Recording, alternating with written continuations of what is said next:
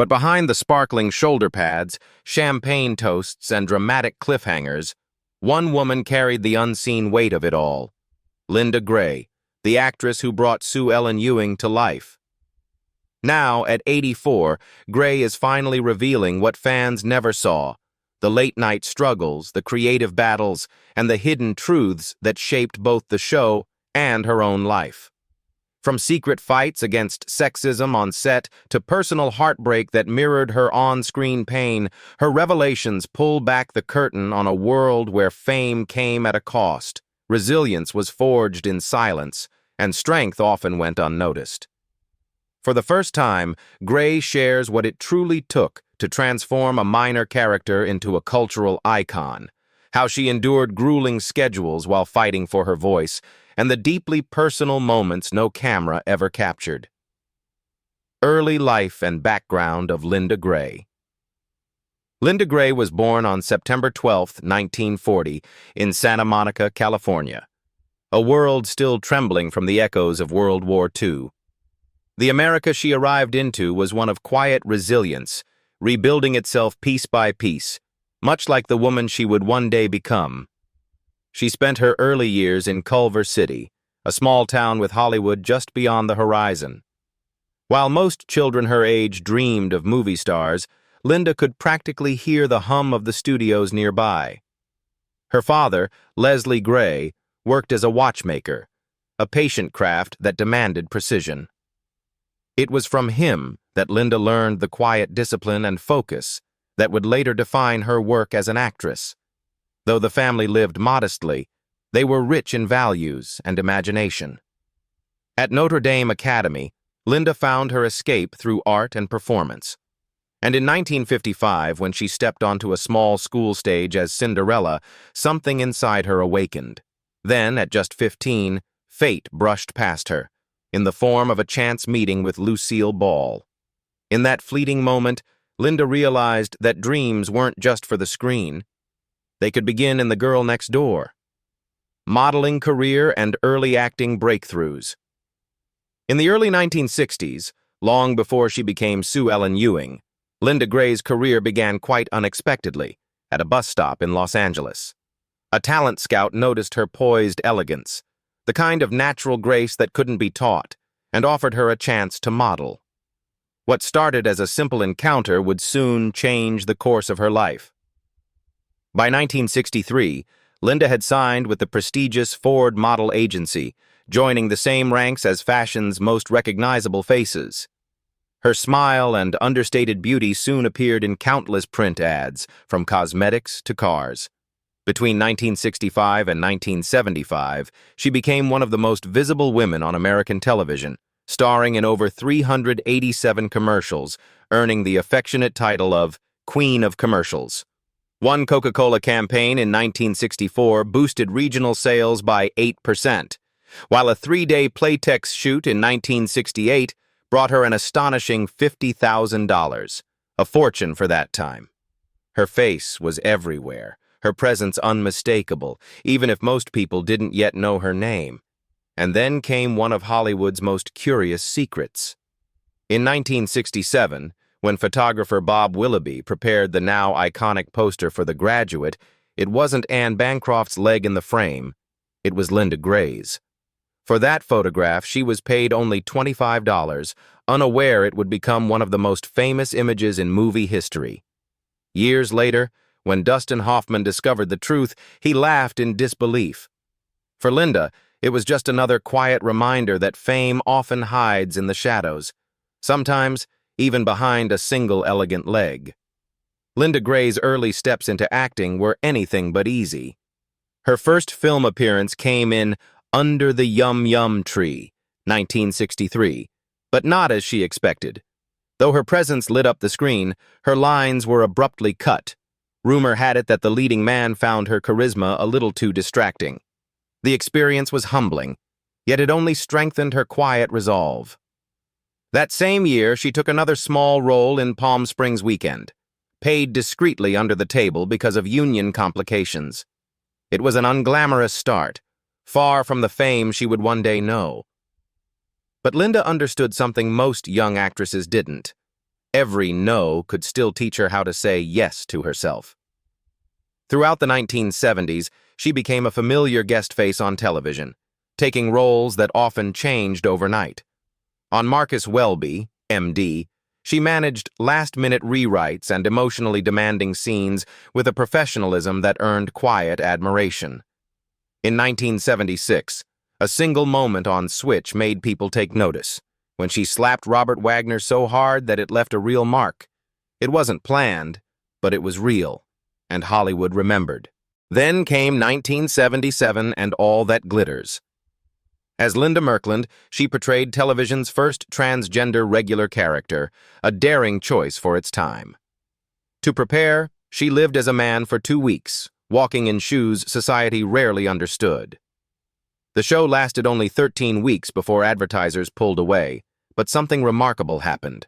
Hundreds of letters poured in from trans viewers thanking her for her honesty and courage. That moment changed Linda forever. What began as a role became a responsibility. Breakthrough role as Sue Ellen in Dallas. In 1978, Linda Gray stepped into a casting session that would irrevocably shape her career and television history. The producers of a new primetime drama, Dallas, were seeking someone to play Sue Ellen Ewing, the glamorous yet fragile wife of the cunning Texas oil magnate J.R. Ewing. Initially, the role had been offered to another actress, but fate intervened. Linda, unprepared but undeterred, improvised a southern accent she had overheard in a grocery store.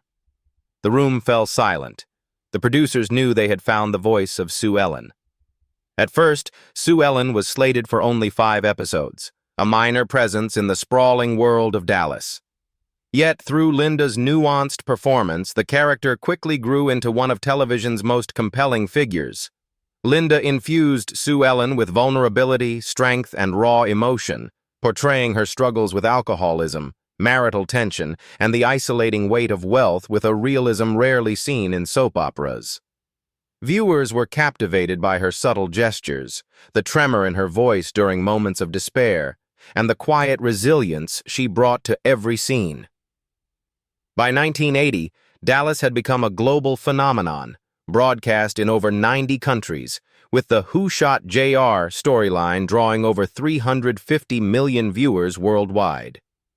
The show's reach extended even behind the Iron Curtain. In the Soviet Union, Dallas was officially banned for its depiction of Western luxury, yet citizens still traded black market tapes, gathering in secret to witness the drama unfold. The series had transcended entertainment, becoming an unlikely form of cultural diplomacy that shaped perceptions of America, capitalism, and power. Linda Gray's performance did not go unnoticed by critics. In 1981, she received an Emmy nomination, followed by 2 Golden Globe nominations during the decade. Her work earned international recognition, including Germany's Bambi Award and Italy's Elgato Award. And in 1982, the Hollywood Radio and Television Society named her Woman of the Year, a testament not only to her acting talent, but also to her influence on global audiences. Yet the true achievement lay beyond awards. Linda transformed a character originally written to be ornamental into a complex, relatable, and indelible figure. Sue Ellen was no longer simply JR's wife. She became a mirror of pain, pride, and perseverance, a symbol of resilience for millions of women around the world. Through Sue Ellen, Linda Gray demonstrated that even in the heightened drama of a soap opera, truth could shine through glamour, leaving a lasting legacy on both television and culture. Grueling working conditions and fight against sexism. Behind the glittering sets of Dallas, life for Linda Gray was far from glamorous. The show's success came with an invisible cost, endless 16-hour days, punishing schedules, and scripts that seemed to rewrite themselves overnight. During the height of the show's fame, particularly around July 15, 1980, filming stretched into 22-hour marathons, leaving cast and crew running on caffeine and adrenaline. For Linda, the toll was both physical and emotional. Years of standing in high heels under hot lights caused severe back pain, forcing her to wear a hidden brace beneath Sue Ellen's elegant gowns. Nights were sleepless. She memorized up to 30 pages of dialogue while fighting off exhaustion. Yet when the cameras rolled, she never faltered. Her exhaustion became Sue Ellen's fragility. Her real pain turned into performance. But Linda's greatest battle wasn't with the workload. It was with the system. Hollywood in the 1980s wasn't kind to outspoken women. She clashed repeatedly with producers over how Sue Ellen was portrayed, insisting that the character deserved dignity, not pity. In 1983, a heated 4-hour standoff erupted over a scene that painted Sue Ellen as weak. Linda refused to play it that way. Her demand to direct was met with open sexism. While co-stars Larry Hagman and Patrick Duffy were welcomed behind the camera, Linda was told, "If we let you direct, we'll have to let all the women direct." It was an excuse, and everyone knew it. By 1986, she'd had enough. During contract negotiations, she threatened to walk unless she was allowed to direct. The producers fired her. But Larry Hagman, her longtime friend and on-screen husband, stepped in, threatening to quit unless she returned. They rehired her, and that November, Linda directed her first episode of Dallas. She went on to direct 3 more, and later pushed for a storyline where Sue Ellen ran for political office in 1989, a bold act that mirrored Linda herself, fearless, intelligent, and unwilling to stay silent. Personal life and family tragedy. Away from the glittering lights of Hollywood and the high-stakes drama of Dallas, Linda Gray's personal life was a world apart, complex, fraught, and ultimately marked by resilience. In 1962, she married Ed Thrasher, a prominent art director at Warner Brothers Records. On the surface, it seemed like a union made for the movies, success, beauty, and ambition intertwined. But behind closed doors, Linda faced a reality far removed from the glamour audiences admired. The marriage quickly revealed itself to be controlling and emotionally stifling. Ed's expectations were suffocating, and Linda found her career ambitions quietly suppressed. For nearly 2 decades, she performed a delicate balancing act, being the devoted wife and mother while hiding the frustration, longing, and creative energy that demanded expression. It was a performance far more demanding than any scripted role on screen, a role that required her to mute her own voice in favor of preserving appearances. By 1983, after years of careful planning and internal struggle, Linda made the courageous decision to leave Ed Thrasher. The separation was discreet, almost quiet, yet it was an act of radical reclamation. For the first time in over 20 years, she could breathe, pursue her passions, and reclaim control over her own life.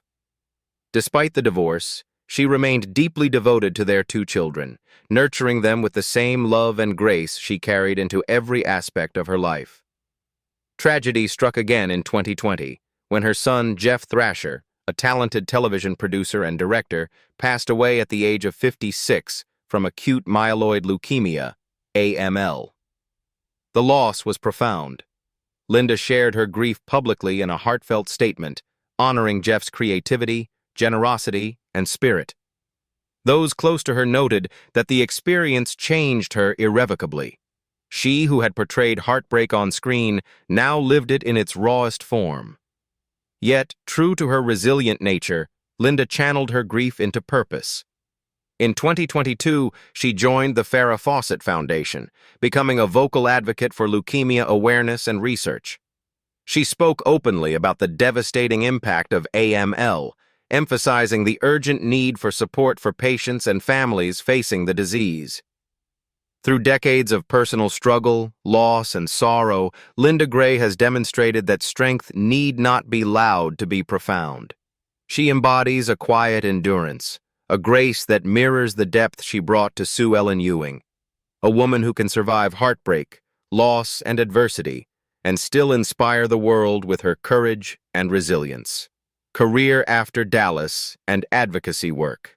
When Dallas finally ended in 1989, Linda Gray faced a question that haunts every actor who's played an unforgettable role. What comes after a legend? For years, she had lived in Sue Ellen Ewing's skin. Now she was ready to prove she was more than the woman America wept for. In 1994, she stepped into a completely different persona.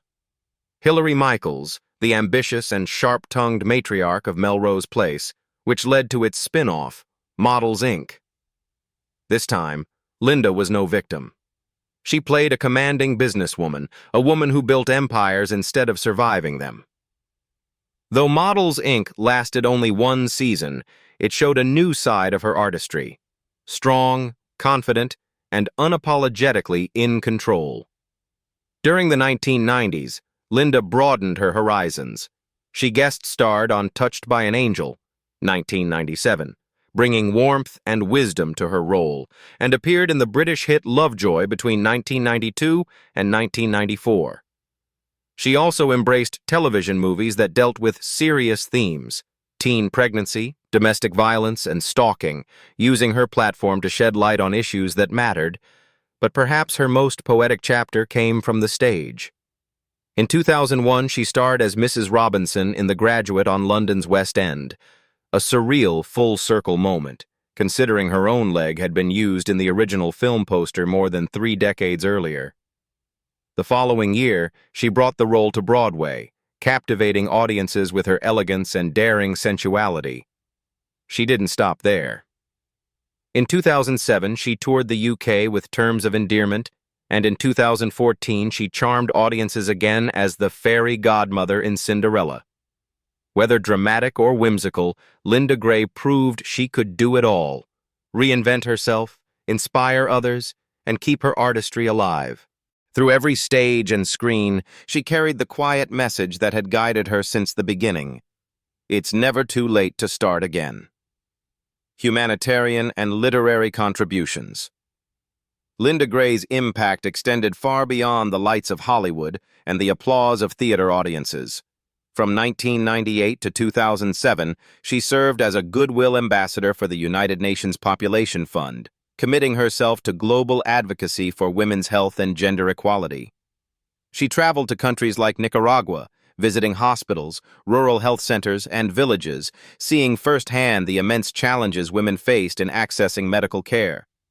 She spoke with local communities, learning their struggles intimately, and worked tirelessly to combat harmful practices such as female genital mutilation, lending her voice to causes that demanded attention in every corner of the world.